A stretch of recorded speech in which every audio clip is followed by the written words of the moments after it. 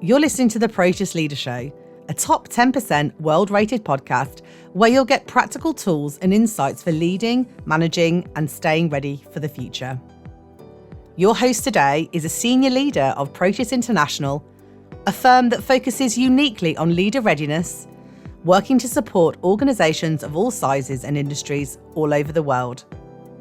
Ready for something you can use today? Enjoy this episode.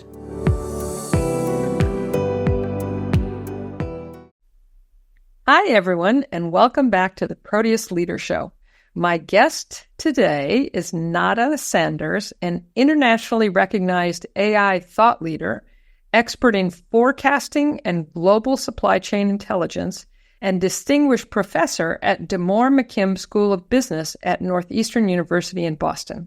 Ranked by Stanford as one of the world's top 2% of scientists, she's a sought-after speaker and the author of 100-plus top-tier scholarly publications and 7 books, including her latest, The Humachine, AI, Human Virtues, and the Super Intelligent Enterprise. So, Nada, I'm so glad you've agreed to speak with us today. Welcome. Thank you, Erika, for having me. I'm really thrilled to be here. I'm so thrilled to have you. I just feel like AI is on everybody's mind right now, and most of us want to know more. And so I think your insights and your experience will be really, really valuable to everybody. I'm really happy to share, and I'm going to share with your listeners that the work that I'm doing and I have been doing is ongoing. And so we have this book that came out in March 2024, just now. It is actually the second edition of the first book, The Humachine, that came out December 2019.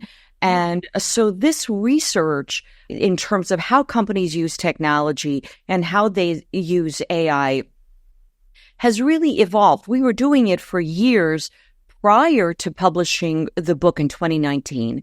And if everybody remembers what happened at the end of 2019, we got into 2020, and we know what happened, right? The pandemic and so forth. Well, we've continued with this research, and we were asked to do an update of the book.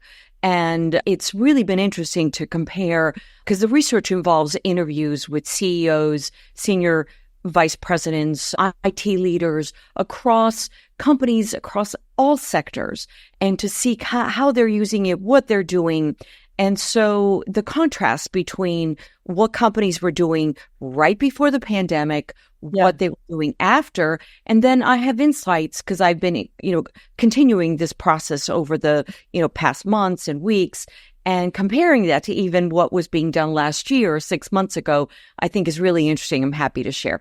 Wow, that's such great context. So let's just dive in. So the first question I want to ask is, you've said that though businesses are spending billions, literally billions on AI now, they're missing a crucial piece of the puzzle.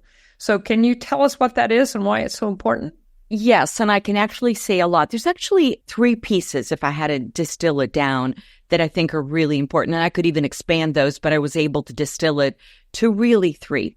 So here's the thing, Erika. AI is the latest shiny object. And one of the things that we see in business, and again, I've been doing this for a long time and trained companies on various processes that come out. And companies and leaders are very busy, rightfully so. So we hear about the latest thing. We want to chase it. It is now AI. AI is, however, just another tool, a very important tool, a tool that is going to change the way we do things. But a lot of things have changed businesses. Right now, what we're looking at, we have statistics to show that, believe it or not, 70% of AI initiatives, roughly 70%, don't reach their potential. And when we think about the billions of dollars, right now there are multiple estimates, but we're looking at about 60 billion that's going to go into developing AI models over the next coming years, 2026. And think about 70% of those not succeeding or not reaching their potential. We're talking about huge losses. And the reason that is because, again, there is a knee-jerk reaction. We've got to do what everybody else is doing. Everybody is using AI. I don't want to mention conferences, big names that we all know that have just, happened of last month. And everybody that we bump into, all the executives are saying, we have to integrate AI. We have to see or say that we're doing something with AI. Our boards are putting pressure on us to say that we are implementing AI. Yeah. But what is the problem? Well, number one is the fact that AI is copyable. So think about Pepsi and Coke. I'm just picking those out. If both are using AI, well, what is going to give a competitive advantage? What makes the difference, right? Now becomes kind of standardized. Well, what is different is the business model and how you're using it. In one of the interviews, actually it was an interview with Spencer Funk, the CEO of Lee and Funk, and well-known, obviously been around for decades and decades and decades. And one of the things that he said to me that I thought was really insightful was that companies needed to reevaluate, reassess their business plan, their business model, either change it or at minimum reassess it.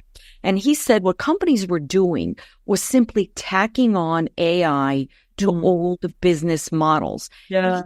That was analogous to, he said, imagine digitizing a horse and buggy when your competition was coming out with a digital car, right?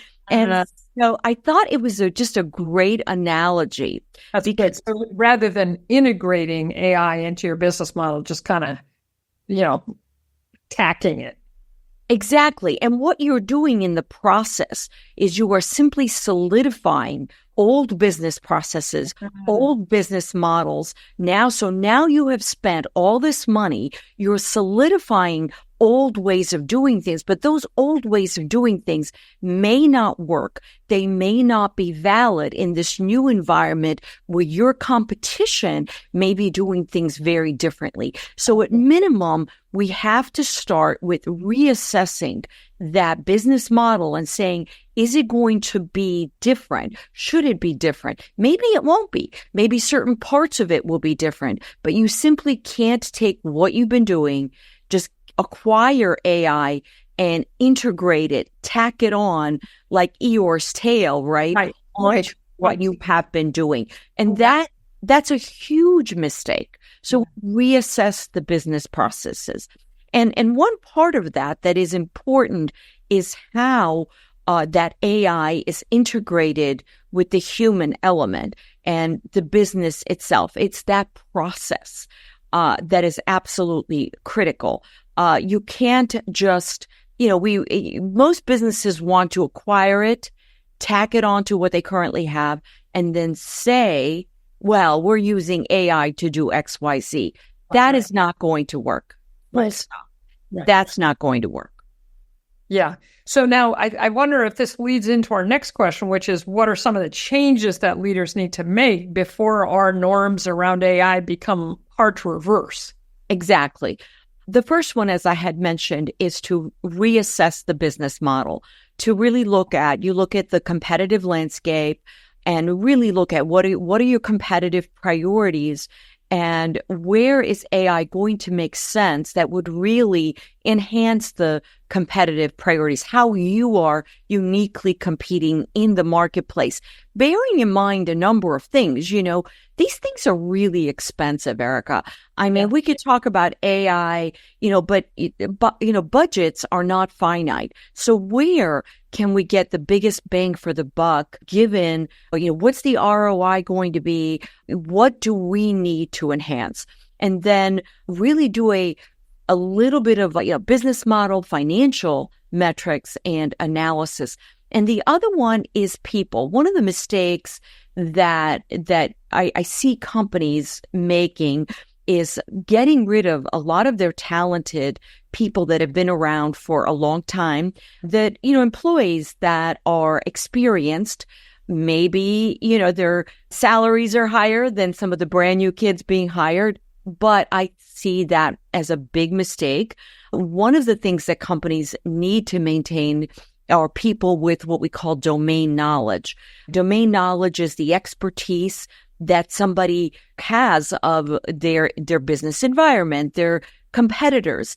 And one of the things that we know now is AI machines, they're going to be better than humans 95% of the time. In fact, we had Gary Kasparov at Northeastern last month, and he talked to all of us. I had a chance to chat with him privately. He is the first person that was beat by a computer in chess, as it will.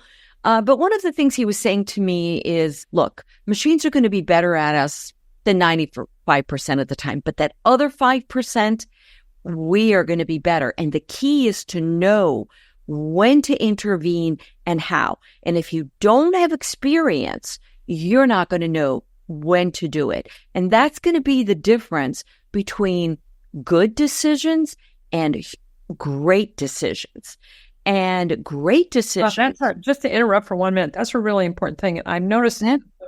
I'll give an example from my own life. So you have Chat GPT or whatever, write a paragraph about your business.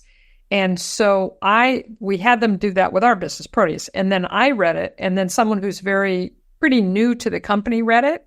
And I could tell where it was off and where it was on, and the new person couldn't, because the inaccuracies were pretty subtle, So yes. We're completely agreeing with you that somebody has that domain expertise, has been around for a while. They can tell where that 5% is. I love what you're saying. And I might even quote you at some point, because different studies have showed different findings. And I think a lot of it depends on what kind of Gen AI you're using, what the model is, and what the task is, right? What is the actual task? But in our own research, what we found is that Gen AI is much more helpful to experienced workers for exactly what you're saying. They know the difference. Yeah. They can actually be able to look at the content and be able to pull out the really subtle differences that a novice simply cannot. Right. And you know what's going to happen? What's going to happen is this is going to become standardized. And so what's going to win in the marketplace? What's going to win in the marketplace are the integration with Gen AI, with experienced workers that can really put meaning behind it. Because I've used Gen AI, and to be honest with you, talk about Chat GPT. It is entirely too chatty, right? They're all very verbose and, extensive, and it's vanilla. And we didn't even touch on hallucinations that become embedded, and the errors. And those errors are not obvious. They're actually very, I've run my own name on them where I've said, who is Nada Sanders? Yeah. And as you know, Gen AI models are probabilistic. And every time you're going to get a different output. And so when I put my name in, I say, who is Nada Sanders? I'll get a lot, most of the things are very accurate. She's distinguished professor at Northeastern, And as you go through, then much later, you get lulled in this feeling of, it's doing great. Right. Yeah. It's all right. It's doing fantastic. And then later it's embedded. And there was one much, much later, it said, and she has addressed the United Nations. And I was like, whoa. I mean, I've worked with hundreds of companies. I have never addressed the United Nations. That would be very cool, but right. And if somebody doesn't know, they're very lulled into all these truths, and then you don't know when the lie is.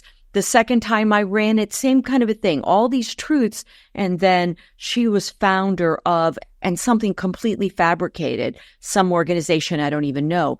If someone doesn't know and they just follow it through, it's really significant. And then you think about the legal liability and the kinds of professions that aren't just casual, that they're really just looking at content. So that's a great example. Yeah. So we have to be extremely careful. And so kind of coming back to what you were asking me, I think it's extremely short-sighted to eliminate talent that has been around for a long time, that has experience, because that experience right now is going to be the X factor. It's going to be the delta that is going to give the difference in terms of good versus excellent. Yes. So then We talked about this a little bit before we started, that you're all about applied AI and we're all about applications. So what are some key practical things that you would suggest to leaders that they can do right now to make sure that they and their teams are taking best advantage of the current state of AI? Multiple things. One of the things that, and it's been said, we found this with our first book, is to make sure that the culture itself is inclusive and human first. Mm-hmm. And I'll tell you why. And I have quite a bit to say, quite a bit of layers here, but we don't want talent that is afraid of losing their jobs. What you're going to find, if companies that do that, we're going to see incomplete integration. We're going to see sabotage. We're going to see disingenuous integration with AI, and it's going to be suboptimal. So you want to have a culture where the humans are first and they're not afraid of AI, that they are integrating AI to the best advantage, not from a point of being afraid of it. And number two, keeping humans in the loop, humans that have the skills, that have domain knowledge and have authority to be able to interact and override the system. So if one of the comments that was made to me, one of the interviews was John Sicard, who is CEO of Kinaxis, said to me, blind obedience to the model is dead. And he said, during COVID, we learned that all the math-based models collapsed. Why? Because these models are all based on historical data. When something happens that the model doesn't know about, that is not embedded in the historical data, we'll have a massive disruption. Think about all the various things from the pandemic to 9/11 to, all kinds of events. The model doesn't know about those. So we need to give authority to people with domain knowledge to override the system. It's really important to be able to do that because they will know that, the rumor is the CEO is just about to step down of their competitor. And what does that mean for the business? The algorithm doesn't know that. And the last thing that was pointed out to me that is really important is that as AI becomes standardized, what's going to differentiate are human relationships. One of the CEOs I interviewed said to me, personal relationships then will be the thing that will override or be the determining factor. And the longer that relationship, the better. So again, we're talking about AI that is now standardized, that competitors are using it, but what's going to be who's going to get the sale? Who's going to get the deal? Where, Erika, if you and I are friends, we've been friends for a really long time, everything is standardized when it comes to technology, but you and I know each other. We have trust. That's going to be the winning formula. Yes. Oh, this is so great. Wow. Thank you so much, Nada. I know we're just scratching the surface, but this is so helpful. And listeners, to find out more about Nada and her work and to buy the Hue Machine, you can go to nadasanders.com. And to find out more about how Proteus supports leaders and their organizations to succeed in these wild, high change times, just go to proteus-international.com. So thank you so much, Nada. This has been I feel like we've been drinking from the fire hose for the last 15 minutes. This is great. Thank you for having me on. This is really important for leaders. It's extremely important because right now there's a panic, a hyper state to chase this shiny object. And as we both know, many of these are going to fail if leaders don't do this in a smart way. No, do it in a smart way. Oh, you're so welcome. So thank you, everyone, for listening. And until next time, here's to creating the life you truly want. We hope you're feeling better equipped to create the career, the business, and the life you want. To find out more about how we support our clients in leadership, learning, and change, visit us at proteus-international.com. Have an excellent day, and thanks for listening.